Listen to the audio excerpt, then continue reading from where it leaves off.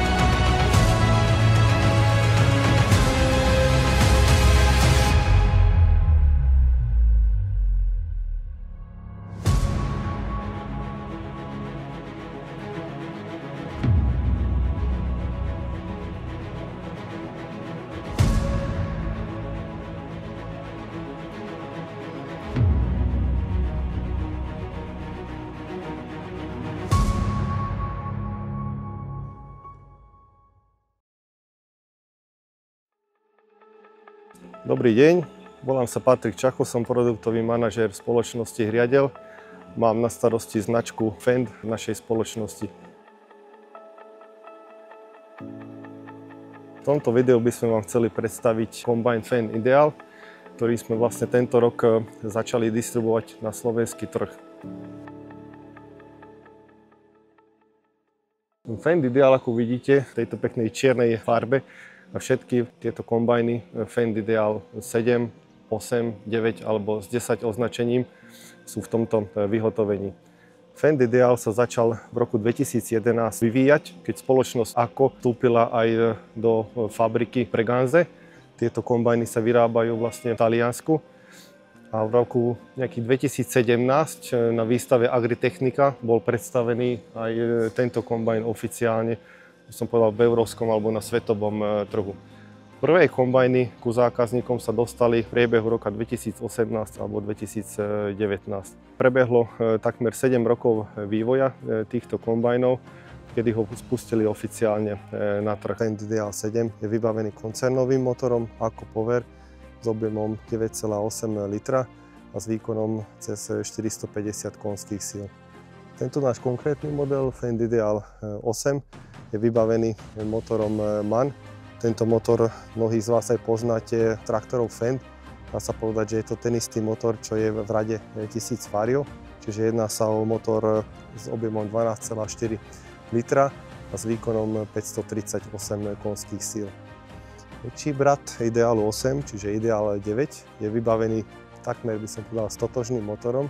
Tiež je to od výrobcu MAN, ale s trošku s väčším objemom 15,2 litra a s výkonom cez 640 konských síl.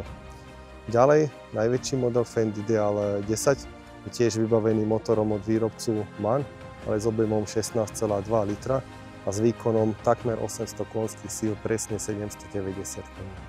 Tak Fendt Ideál 7 označuje to jeden rotorový kombajn, je to axiálny rotorový kombajn. A kombajny s označením Ideál 8, 9 až 10 už majú dvojtorovú technológiu. Tieto kombajny sú to single alebo dual helix rotory a sú jedinečné na trhu tým, že sú najdlhšie na trhu. Celková dĺžka tých rotorov je presne 4838 mm.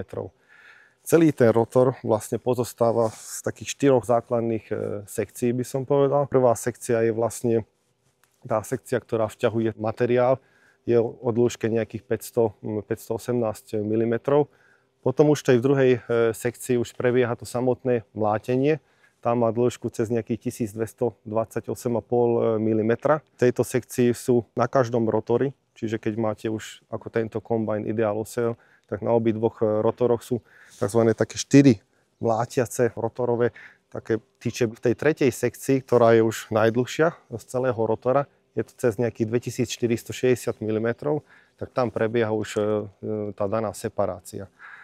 Na tom rotori, kde je vlastne tá separačná sekcia, sú vlastne prsty, sú nejakou výškou nejakých 140 mm a sú o nejakých 20 stupňov naklonené dozadu a sú v tzv. Písmene A. Je to dôležité preto, aby tá hmota, ktorá sa dostáva do kombajnu, aby veľmi jemne pracovalo so zrnom, ale takisto aj so slamou.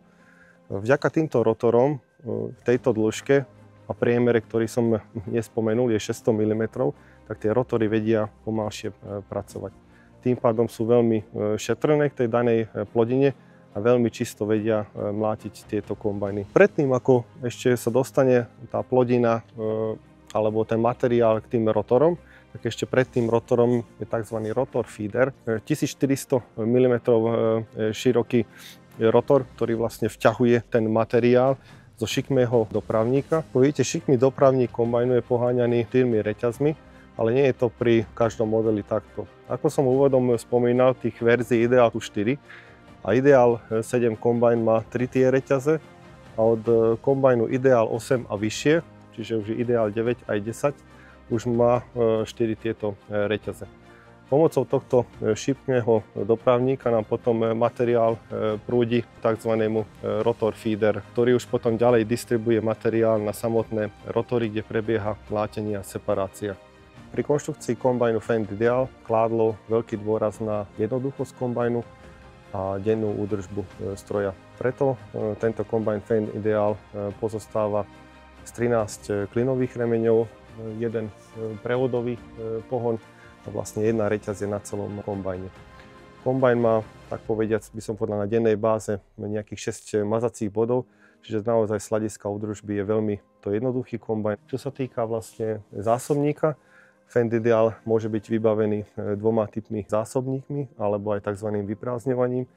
Kombajny s menším zásobníkom majú objem 12 500 litrov a sú spojené so systémom vyprázdňovania Streamer 140. 140 znamená už, ako je aj v názve uvedené, 140 litrov za sekundu. To máte nejakých 89 sekúnd, takmer 90 sekúnd na vyprázdnenie celého zásobníka.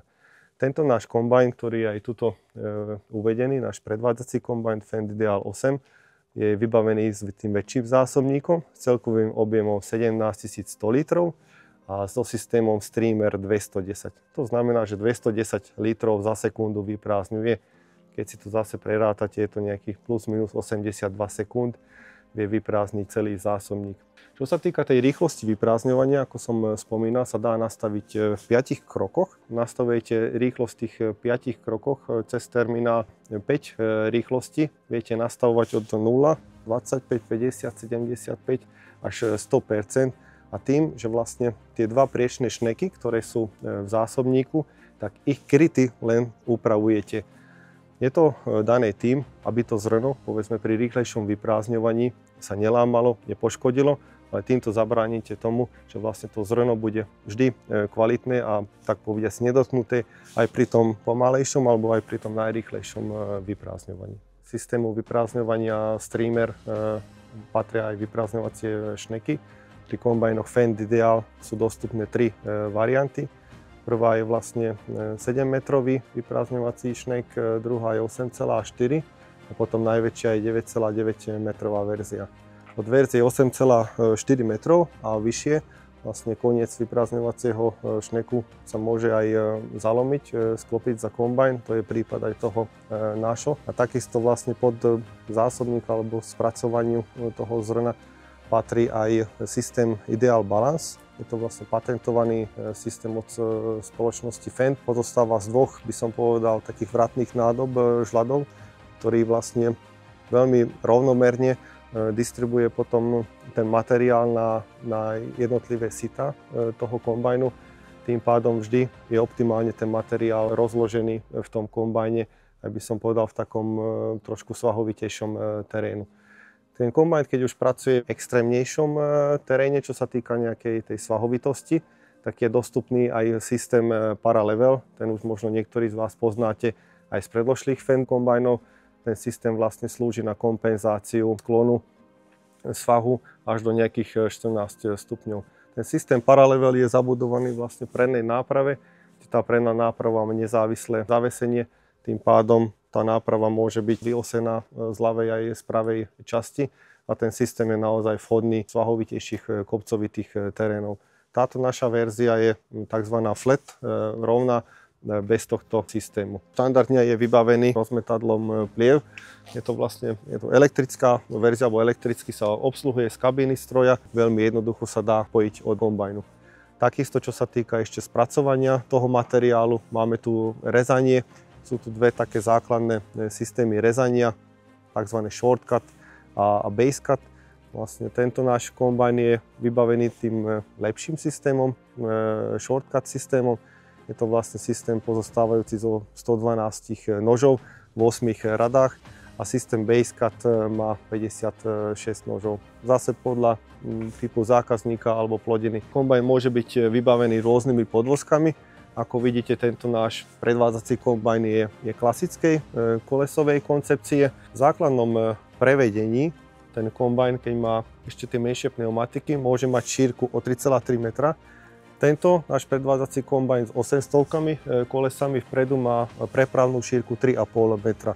Keby tu boli 900-kové pneumatiky, tak prepravná šírka by bola 3,8 metra. Toto sú kolesové verzie. Čo sa týka pásových verzie, majú označenie T, že keď vidíte za číselným označením kombajnu Fendt Ideal jedno písmeno T, tak je to pásový kombajn s pásovým podvozkom. Pásy sa vyrábajú v Spojených štátoch v Jacksone. Je to vlastne koncernový výrobný závod, kde sa vyrábajú aj pásové traktory alebo vlastne pásové systémy pre pásové traktory Fendt 900 a 1100 MT. Tieto pásy sú tiež dostupné v troch šírkach. V šírkach 26, 30 a 36 palcov. 26 palcové majú celkovú šírku 660 mm, 30-palcová verzia má šírku pásu 760 mm a tá 36-palcová už má cez 900 mm šírku. Asi najpoužívanejšia verzia, by som povedal, či u nás alebo aj v Európe, je asi podvozok s 30-palcovými pásmi. V posledných rokoch dosť zaužívané, aj hlavne čo sa týka utlačania pôdy alebo nejakej trakcie lepšie, lebo takýto kombajn, ako je tento, ktorý tu máme, má nejakých 21 tón, vlastne ako ho vidíme tu, plus má keď vpredu obilnú lištu, či 9,2 alebo tú väčšiu verziu, tak aj tá obilná lišta má nejakých 4 až 5 tón, čiže tá hmotnosť kombajnu už atakuje nejakých 26-27 tón. A plus ešte, keď k nemu aplikujeme tento zásobník 17100 litrový, tak už keď si to veľmi rýchlo narátame, už atakujeme hranicu 40 tón. Už na tých 40 tón už ten pásový podvozok má svoje opodstatnenie a preto aj mnohí zákazníci, či u nás, ale vidíme aj celkovo v tej kombajnovej sfére, je čoraz viac rozšírená. Obilné lišty Fendt Powerflow. Tieto lišty sú dostupné v 4 pracovných šírkach od 7,7, 9,2 metra, 10,7 a 12,2 metra. Táto konkrétna obilná lišta patrí k nášmu demokombajnu. Vlastne má pracovnú šírku 9,2 metra. Fendt Powerflow lišty sú známe svojím pásovým dopravníkom, ktoré vlastne distribujú daný materiál alebo plodinu vlastne k tomu šneku Superflow, ktorý má priemer 76 cm. Rezacie nože majú oddelený pohon. Tá najmenšia lišta má jednotný pohon, tá 7,7 metrová verzia, ale od 9,2 metrovej verzie je už oddelený pohon vlastne týchto rezacích nožov. A tá najväčšia lišta, 12,2 metrová, už má aj oddelený pohon horného motáku alebo priháňača. Ďalšia vec, čo je taká unikátna alebo veľmi dôležitá pri Fendt Powerflow lištách, je vzdialenosť od tej rezacej jednotky až k tomu šneku Superflow. Tá vzdialenosť je 900 mm. Prečo je to dôležité? Dôležité je to preto, tá vzdialenosť tých 900 mm kladie dôraz na to, aby tá plodina v správnom smere aj pozícii potom už padla v šneku a ten šnek, aby potom optimálne vedel distribuovať priamo k šikmému dopravníku. Ku všetkým kombajnom Fendt Ideal prislúcha ešte aplikácia Smart Connect. Pomocou tejto aplikácie, samozrejme po vložení tabletu, získavate online údaje o danom kombajne, ako pracuje nastavenie rotoru, nastavenie rôznych rýchlostí, čo sa týka výnosu, PHM, alebo aj povedzme systému navádzania. Ďalej, rôzne údaje si viete nastaviť samozrejme cez veľký 10,7 palcový terminál, ktorý už mnohí z vás možno poznáte aj traktorovej sféry, alebo potom na tomto malom displeji, kde si viete narýchlo navoliť, sčítať údaje ako paliva PHM, AdBlue, nastavenia rotora, nastavenia seat. Dokonca týmto malým tlačítkom si viete zmerať aj vlhkosť. A potom ešte je Ideal Harvest Plus. S týmto systémom získate dodatočnú kameru vlastne do zásobníku a ďalšie ešte senzory, ktoré vlastne vedia automaticky nastaviť daný kombajn príslušnej práci. Pomocou tej kamery viete sledovať to zrno, či je povedzme čisté, alebo lámané, alebo je také, ako by ste ho požadovali. Tým pádom si viete vy nastaviť ten kombajn podľa svojich nejakých osobných preferencií. Takisto ďalej sú povedzme senzory, dva senzory sú aj na šikmom dopravníku, kde vlastne sleduje tok tej plodiny a automaticky vie prispôsobiť výkon alebo aj rýchlosť kombajnu. Pomocou tohto systému viete veľmi presne si našpecifikovať vaše nejaké osobné preferencie alebo preferencie daného podniku, kde keď potrebujete ísť viac do toho výkonu, rýchlosti, alebo skôr pôjdete cestou tej čistoty a toho mlátenia, tak ten kombajn automaticky v reálnom čase všetky ostatné nastavenia prispôsobí k tomu, aby bolo to nastavenie také, aké ste si zvolili. Tento systém spolupracuje s automatickým navádzaním, čiže samozrejme kombajny sú vybavené aj navigačnými systémmi s automatickým riadením, aj systémom Teach-in Auto. To znamená, že vlastne kombajn, podobne ako aj traktory Fendt, sa sami otočia na ovrati. Prvú časť sezóny sme absolvovali s našim Fendt Ideálom hlavne v obilovinách, ale boli sme aj v repke. Začali sme na juhu Slovenska, v Novozámockom okrese a ďalej sme putovali potom na východ smerom na Krtíš, Rimavská Sobota. Určite najväčšie prednosti zákazníci zdôrazňovali výkon toho stroja, hlavne spotrebu. Tam, kde boli aj už kombajny iných konkurenčných značiek, tak sami zákazníci povedali, že to bol kombajn s jednou z najlepšou spotrebou, akú tam absolvovali na tých poliach. A hlavne vyzdvihovali aj tú kabínu. Hlučnosť kabíny je na úrovni nejakých 74 decibelov. Každý, kto si sadol do toho kombajnu, tak aj v porovnaní s inými, povedzme nejakými rotorovými alebo hybridnými kombajnmi, zdôrazňovali veľmi ticho v tej kabíne, tú priestrannosť tej kabíny. Tu sme mali verziu klasickú volantom, ale sme nespomenuli, že tento Ideal kombajn môže byť dostupný aj tým tzv. Joystickovým riadením, Fendt Ideal Drive.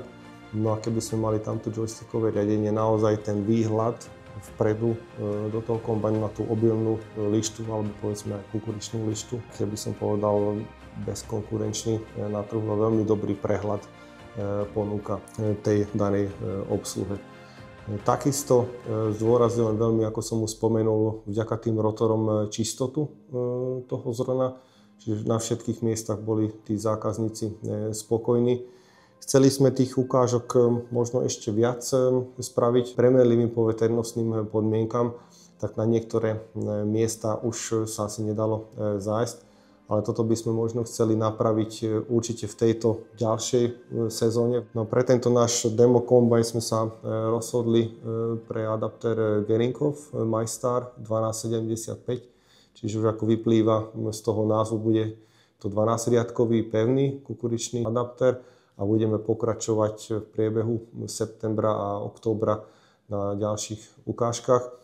A týmto by som vás chcel aj vyzvať, keď máte záujem o predvedenie kombajnu, kľudne sa nám ozvite, nám v spoločnosti Hriaďal, našim obchodným zástupcom, alebo nám napíšte kľudne e-mail na stroje@hriaďal.sk. Ďakujem.